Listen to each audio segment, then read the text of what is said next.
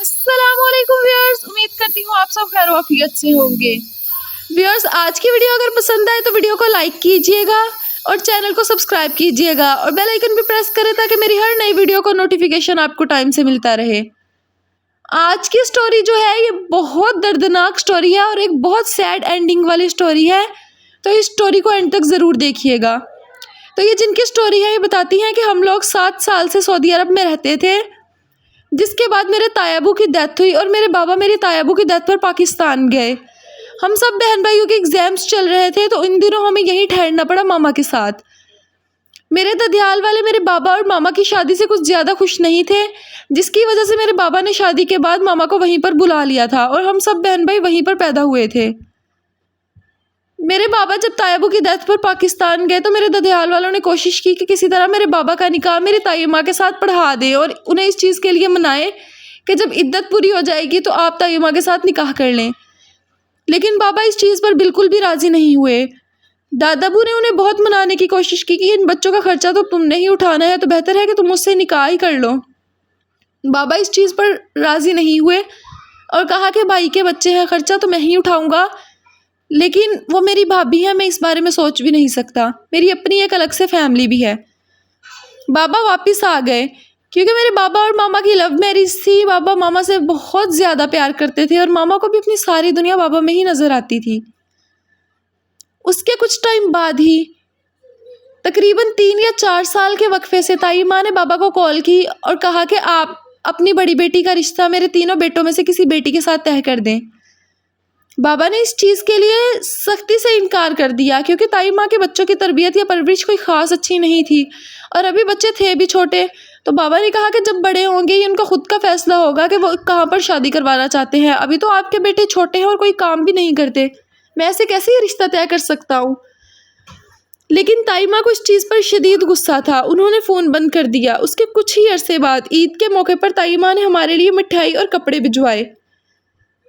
हम सब खुश थे कि शायद वो पुरानी बातें भुलाकर दोबारा से हमारे साथ वैसे ही रहना चाहती हैं जैसे वो पहले थी। हम सब ने वो मिठाई भी खाई और वो कपड़े भी बड़े शौक़ से पहने।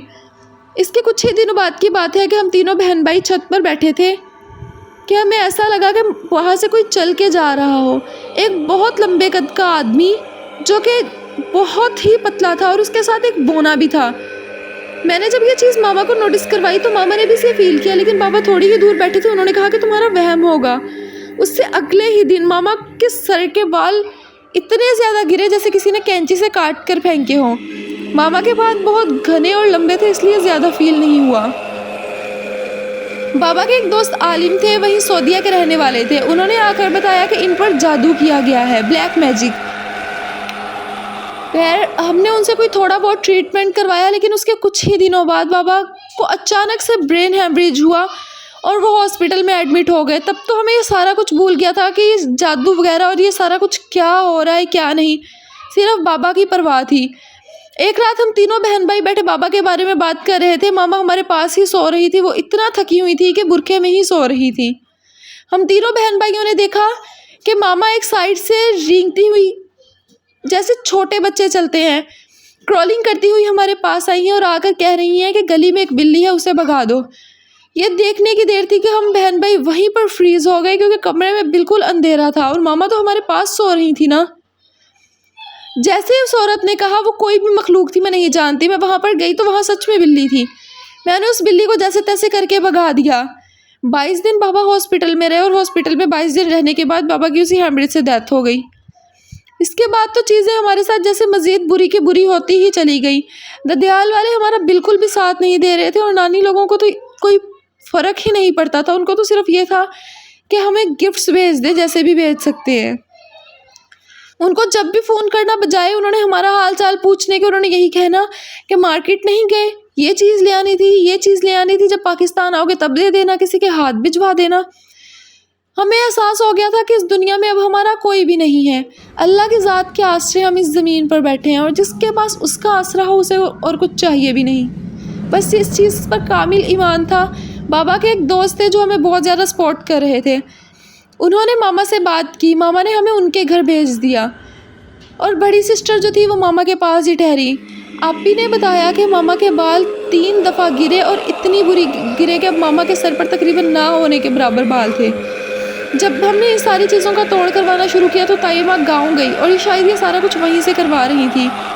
उन्होंने वहाँ से मज़ीद पावरफुल मैजिक करवाया जिसकी वजह से मामा की तबीयत भी ख़राब हो गई। मामा के सारे ऑर्गन्स डैमेज हो गए और बाबा के डेथ के कुछ रोज़ बाद ही, तकरीबन 2 माह बाद, जबकि मामा की भी डेथ हुई, मामा ने हमें कहा था कि आप सब बहन भाई अपनी नानों के पास चले जाना। और जब हम वहाँ गए तो उन्होंने हमें वहाँ रहने नहीं दिया, हमें वहाँ से वापस भेज दिया। अब हमारे पास रहने का कोई ठिकाना नहीं था। हाँ, लेकिन हमारे पास इतने पैसे ज़रूर थे कि हम लोग वापस आ सकते। हम लोग अपने सऊदीया वाले घर में वापस आ गए। उसके बाद हमने अपनी ज़िंदगी में बहुत सी हार्डशिप्स फेस की। हम तीनों बहन भाई अभी उम्र में इतने बड़े नहीं थे। बाबा की डेथ के बाद हमें अजीब व गरीब से ख्वाब आने लगे, जैसे कि बाबा को अचानक ब्लैक कलर के कफन में खाना बनाते हुए देखते कि वो जिन्नात में बैठी हैं किसी शादी वगैरह के फंक्शन में। जिन्नात ने स्टूल है, मामा वहाँ पर जाए। बाबा को देखते कि वो कचरे वाली डस्टबिन को चुन रहे हैं। ऐसी अजीबो गरीब ख्वाब हमें रोज़ आते, जिनके आने के बाद हमें मज़ीद डर लगता। ये चीज़ें हमारा पीछा छोड़ ही नहीं रही थी, हमें रोज़ ब रोज़ डराती थी। और मैं बताती चलूँ कि अभी भी हम इन सरकमस्टांसिस से बाहर नहीं निकले।